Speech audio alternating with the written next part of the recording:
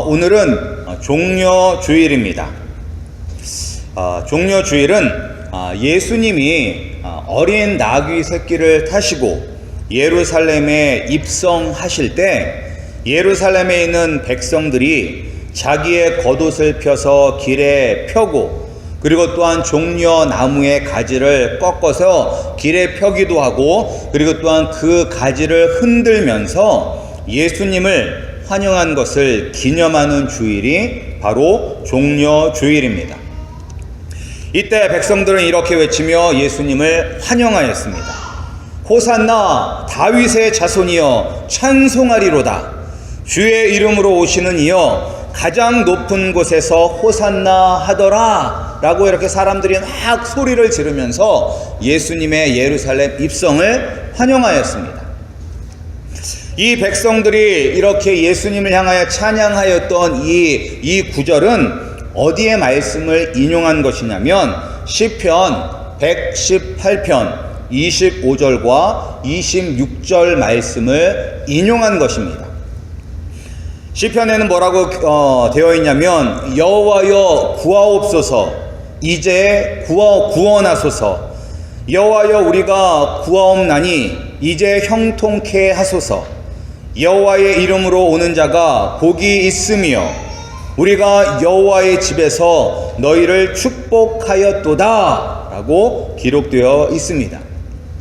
이제 여기에 말씀 중에서 이제 구원하소서 라는 말씀의 뜻이 호산나 라는 단어입니다. 그러니까 호산나라는 뜻이 무엇이냐면 우리를 구원하소서 라는 뜻이 있는 것입니다. 그리고 여호와의 이름으로 오는 자, 주의 이름으로 오시는 이여, 이것은 여호와의 이름으로 오시는 자라는 동일한 말인데, 이것은 누구를 의미하는 것이냐면 대적과의 이 원수와의 전쟁을 승리로 이끌어서 우리를 구원해 줄 그 왕을 기다리며 지금 이야기하고 있는 것입니다. 그러니까 우리의 대적에서, 우리의 원수로부터 우리를 구원해 줄 왕이시여 속히 오셔서 우리를 구원해 주시옵소서 라는 그런 구절이 이 시편의 말씀이고, 그리고 이 말씀을 예수님이 예루살렘에 입성할 때 사람들은 외쳤던 것입니다. 따라서 이 예수님은 이 땅에 우리를 구원하기 위하여 오실 왕으로 오셨습니다.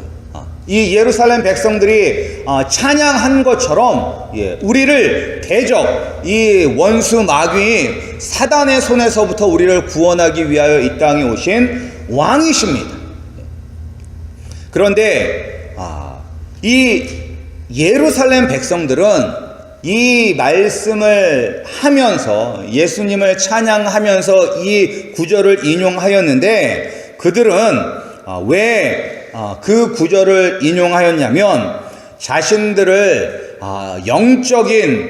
영적으로 해방시켜 주실 메시아를 기대하며 이 말씀을 외친 것이 아니라 그들을 로마의 세력에서부터 구원해 줄 이 세상의 왕으로 기대하며 그들이 예수님을 찬양하였던 것입니다. 따라서 여기에 이제 문제가 발생된 거예요. 문제가. 예수님은 영적으로 우리를 해방하기 위한 왕으로 오셨는데 세상 사람들은 자기들을 육체적으로 해방하고, 그리고 자기들이 이 세상을 다스리도록 육체적인, 눈에 보이는 이 세상을 다스릴 수 있는 정치적이며 군사적인 왕을 원했기 때문에 서로 간에 문제가 생기게 된 것입니다. 그러니까 둘 다 왕인데 서로 기대하는 왕이 다른 것입니다. 따라서 자기의 육체적인 욕망, 그리고 육신적인 것을 채워줄 줄 기대했던 예수님이 자기들이 바라던 그러한 메시아가 아니라는 것을 알았기 때문에 이 이스라엘 백성들은 예수님을 핍박하고 예수님을 십자가에 못 박아 죽이게 된 것입니다. 우리는 이 이야기를 너무나 잘 알고 있습니다.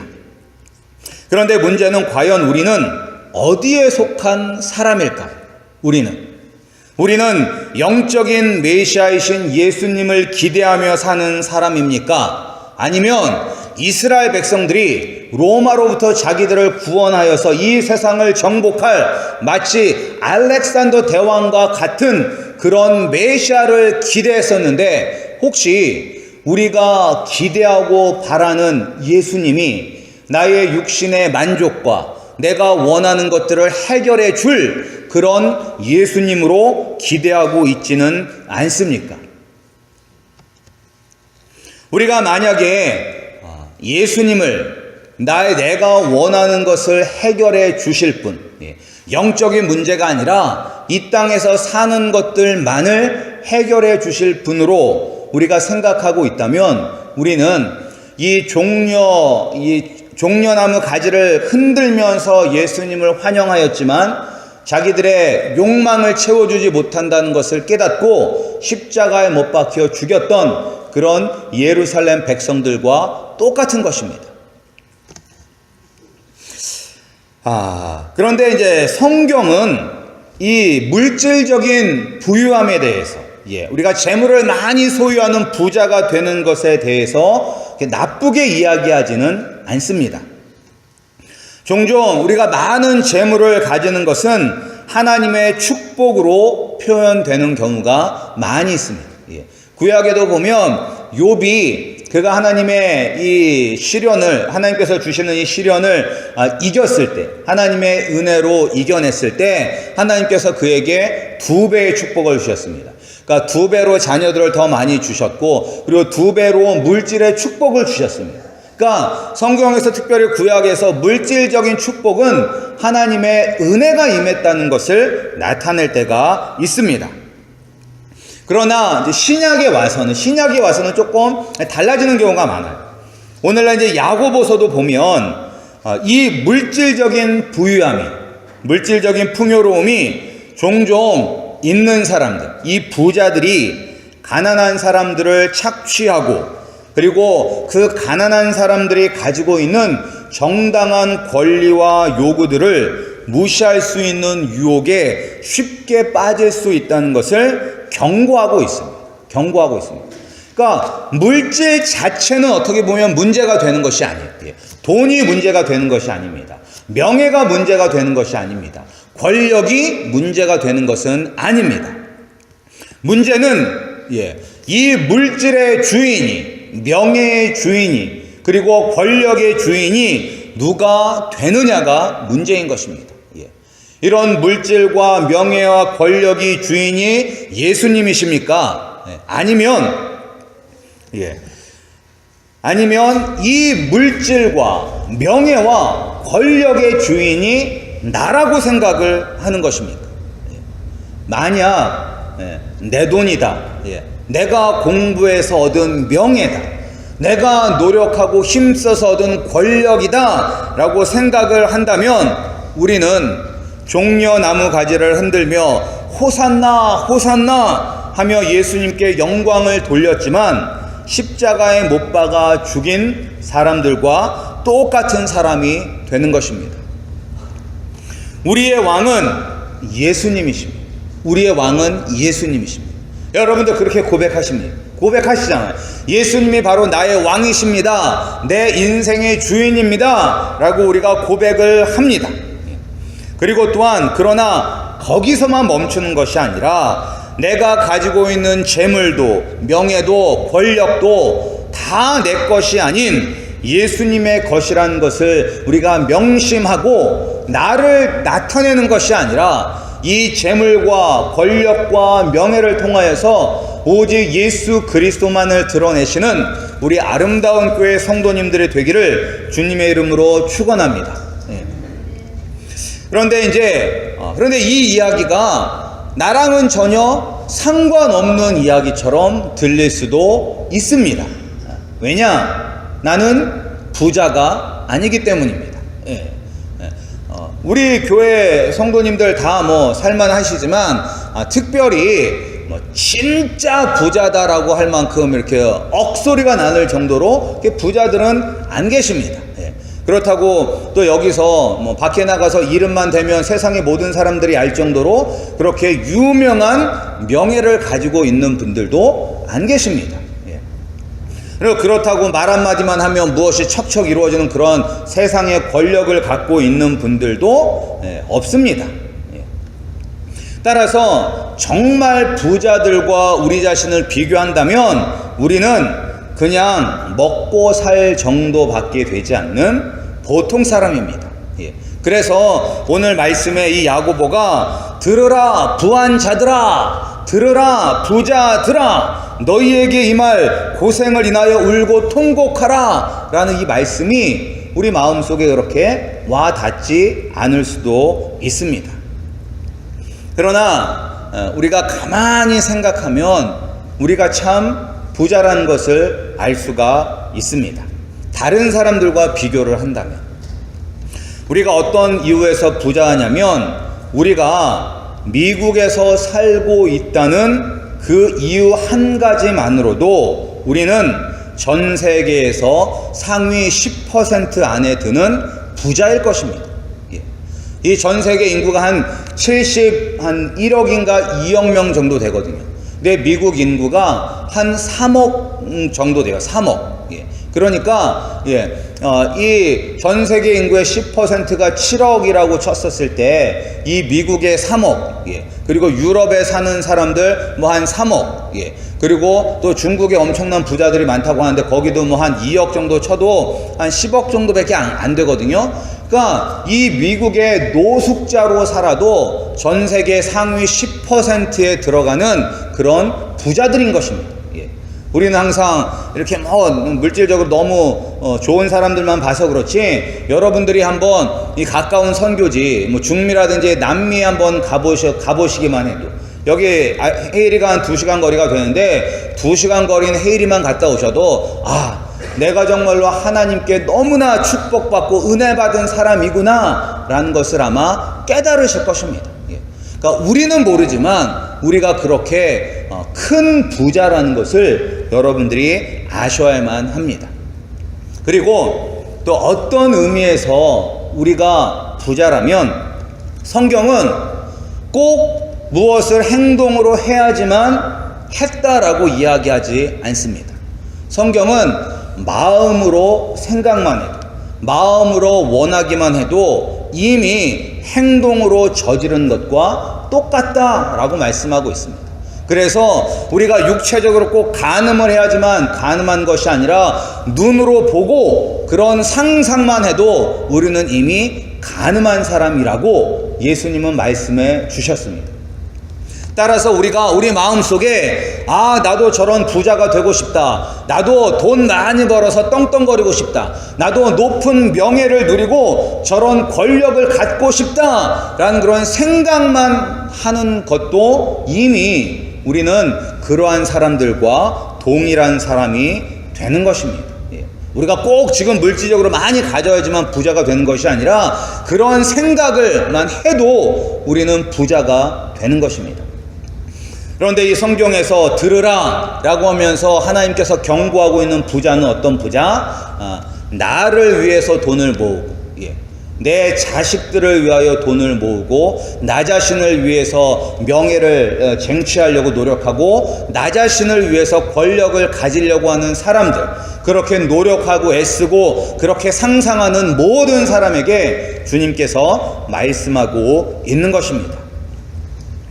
따라서 우리가 그러한 마음만 갖고 있어도 우리는 통곡하면서 울어야만 합니다.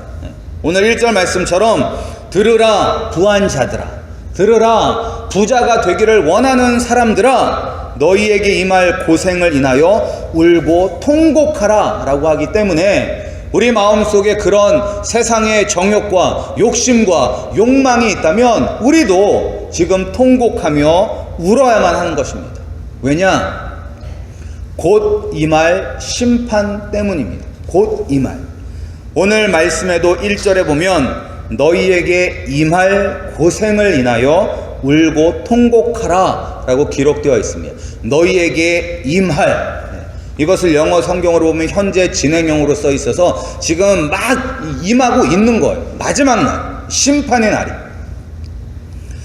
우리가 예수님이 나의 왕이라고 생각하고 나의 물질과 나의 명예와 나의 권력을 다 예수님을 위하여 사용하지 않고 나 자신을 위하여 살아가고 있다면 이 마지막 날이 갑자기 순식간에 왔었을 때 우리는 하나님 아버지 앞에 그 심판대에 섰을 때 우리가 고개 들지 못하고 부끄러워서 땅만 쳐다보고 그러다가 이 세상에서 예수님의 뜻대로 살지 아니하고 내 뜻대로 산 것 때문에 징계받고 하나님 아버지 앞에 책망받을 것입니다.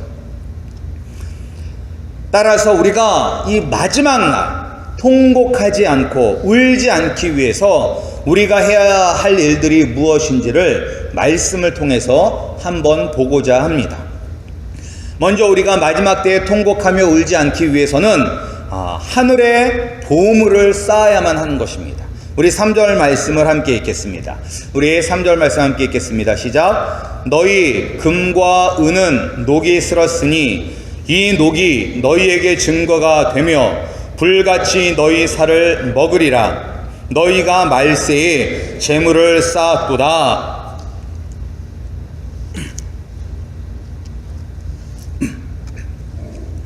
여기가 보면 세상 사람들은 마지막 때 예수님이 오실 날이 멀지 않았는데 재물을 쌓고 있어요. 재물을. 어떤 재물이냐면 녹이 슬고 좀 먹는 이 세상에 재물을 쌓고 있는 것입니다. 오늘날 우리가 살고 있는 이 세상이 역사상 가장 물질을 숭배하는 시대라고 합니다. 그 어느 시대보다도 오늘날 우리가 살고 있는 이때가 물질 만능주의 시대라고 합니다. 그래서 금수저니 은수저니 하는 말들이 생겨나는 것이고 그리고 또한 갑질이라는 말들이 생겨나고 있는 것입니다. 그러니까 이런 단어가 생겼다는 것 자체가 오늘날 우리가 살고 있는 이 세상이 그 무엇보다도 물질을 숭배하고 물질을 섬기는 세상이라는 것을 알려주고 있습니다. 그리고 많은 사람들이 이런 세상을 비난합니다. 욕합니다. 하지만 그들도 이런 세상에서 살아남기 위해서 물질을 최우선으로 삼고 살아갑니다. 한 자매가 있는데 이 자매가 이제 대학교 가서 어떠한 공부를 할까라고 이제 고민을 했던 적이 있었습니다.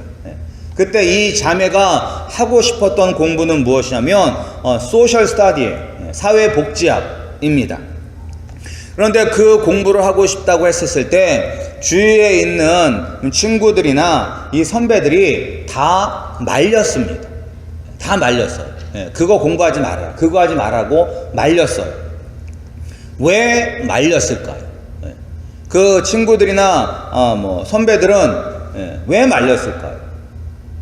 말린 이유는 다른 것이 아니라 먹고 살기 힘들다는 이유였습니다. 야, 그거 공부해서 먹고 살기 힘들다라고 이야기를 한 거예요. 야, 그거에서 뭐 먹고 사느냐? 그거 말고 다른 공부를 해라라고 이야기를 했어요. 사람들은. 그런데 그래서 이 자매가 저한테 와서 그 상담을 했었거든요. 남들이 다 하지 말라고 하는데 어떻게 해야 되냐고.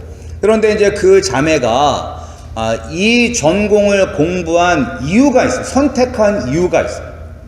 선택한 이유는 무엇이냐면 아프리카나 이러한 어려운 나라에 가서 그곳에 있는 아이들을 도와주기 위한 마음으로 사회복지학, 소셜 스타디라는 것을 공부를 한 거예요. 전문적으로 공부해서 그 어린아이들, 선교지에 있는 어린아이들에게 도움을 주기 위해서 그렇게 자기는 공부를 하고 싶었는데 사람들은 다 이야기하는 것이 야, 그거 하면 먹고 살기 힘들다, 돈 안 된다, 이런 얘기만 하니까 얘가 답답해서 왔던 거예요. 그래서 저는 다른 사람들과 틀리게 하나님의 영광을 위해서 공부해라 라고 그렇게 이야기를 했고 지금은 열심히 그것을 공부하고 있습니다. 그런데 오늘날 우리가 사는 세상이 그렇잖아요. 여러분들도 자녀들이 어떤 전공을 하고 싶다라고 얘기할 때 맨 처음에 드는 생각이 무엇입니까? 이 전공을 통해서 하나님께 영광을 돌릴 수 있나 없나를 먼저 생각합니까? 아니면 과연 이 전공을 해서 얘네들이 편하게 살 수는 있을까를 생각하십니까?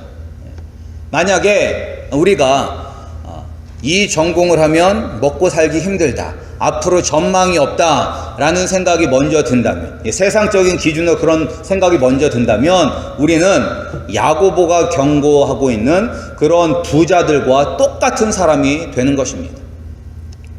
따라서 우리는 이 세상의 것에 우리는 이 세상의 보화를 쌓아서는 안 돼요. 우리가 돈 많이 벌면 뭐 할 것입니까?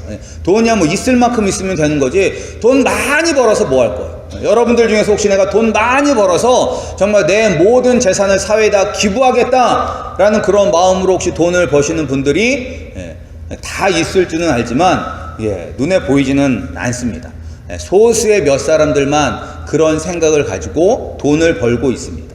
그러나 우리는 내가 잘 먹고 잘 살기 위해서, 아니면 조금 더 나가면 우리의 자식들이 잘 먹고 살기 위해서, 조금 나가면 우리 식구들 요런 그 범위 안에 갇혀 있지밖에 않습니다. 따라서 우리는 이 땅의 보화를 재물을 쌓는 것이 아니라 하늘의 보화를 쌓아야만 하는 것입니다. 하늘의 보화는 무엇이냐? 하나님의 나라와 하나님의 영광을 위하여 사는 것입니다. 하늘에 우리가 보화를 쌓아두면 그 누구도 가져갈 수 없고 녹도 쓸지 않는 것입니다. 우리 성도님들, 지금 어디에 여러분들의 보화를 쌓고 살아가고 있습니까? 이 세상의 보화를 쌓아가며 살아가고 있습니까? 아니면 하늘의 보화를 쌓고 계십니까?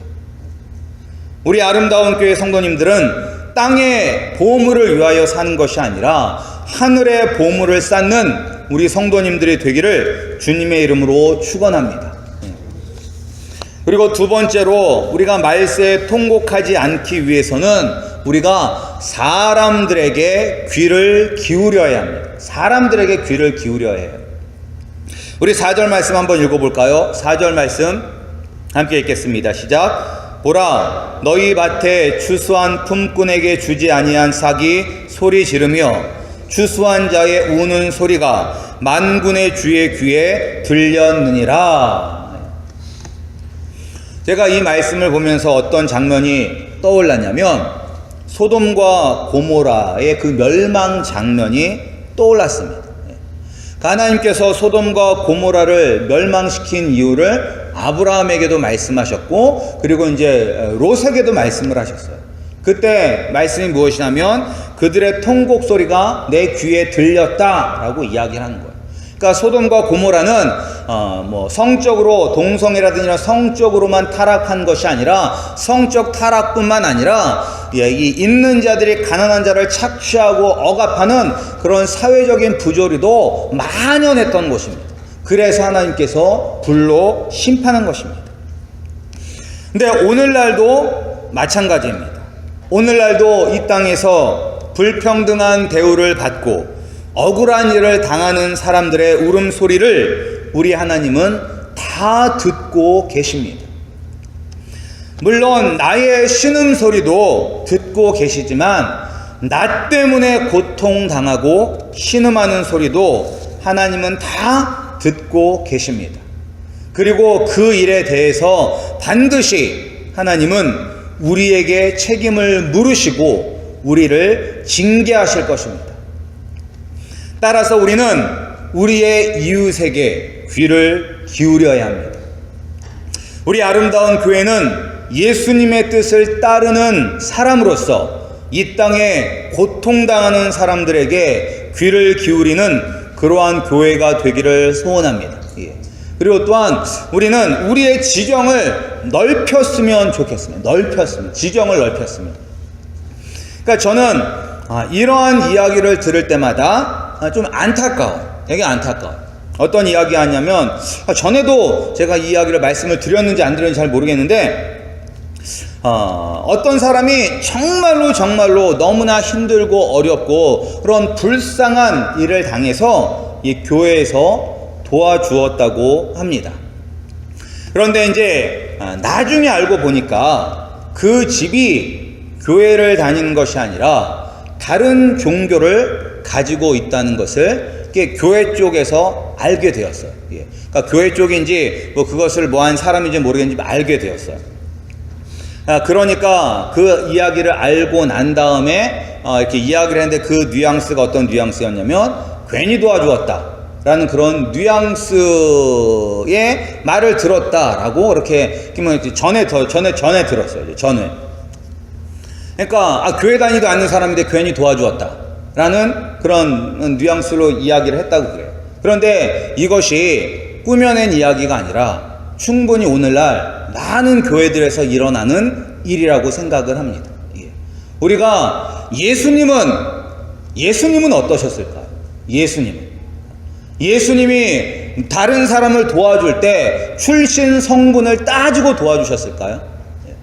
예수님이 복음을 전할 때 네가 내 제자를 들으면 제자가 된다면 내가 귀신을 쫓아주겠다. 네가 나를 위하여 목숨을 버리고 나를 쫓아다니면 내가 병을 낫게 해주겠다. 이렇게 하시지 않았습니다. 예수님은 누구나 오는 사람들을 다 고쳐주시고 치료해주시고 불쌍히 여겨주셨어요.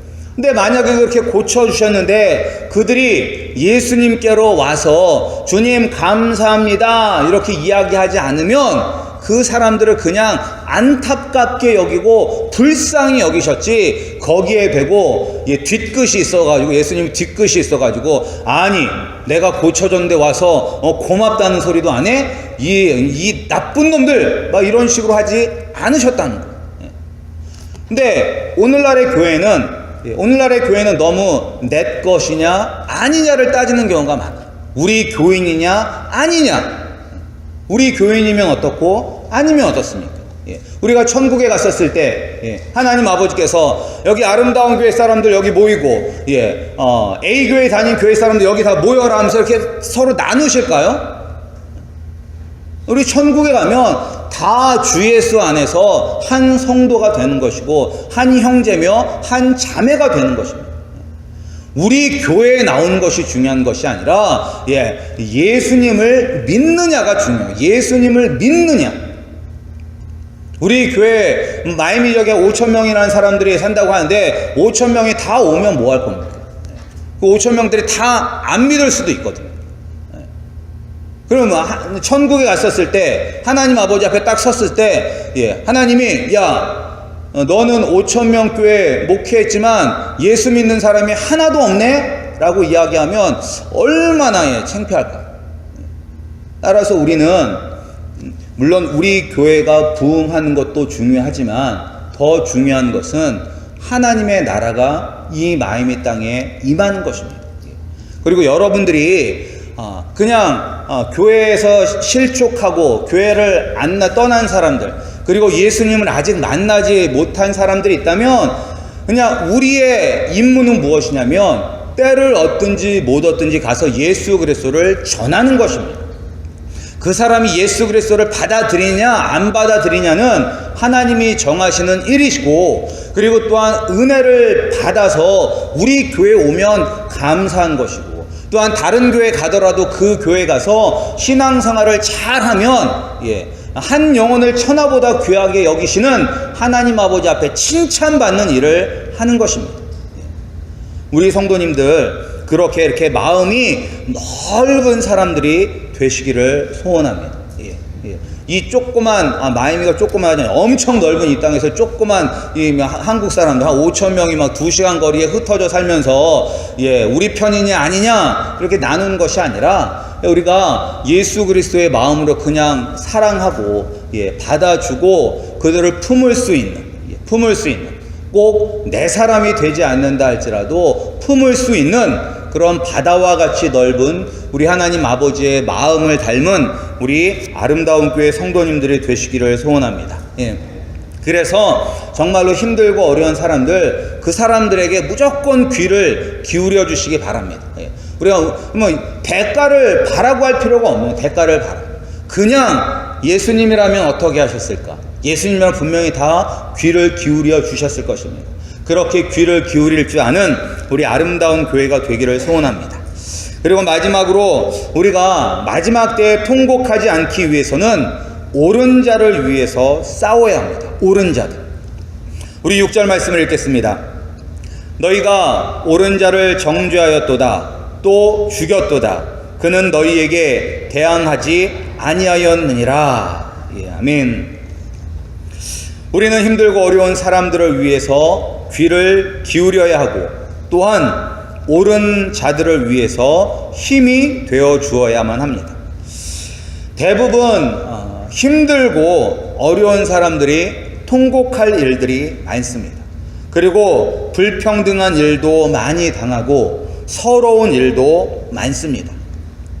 그런데 오히려 부자들은 그들을 불쌍히 여기지 않고 그들을 정죄하고 죽입니다.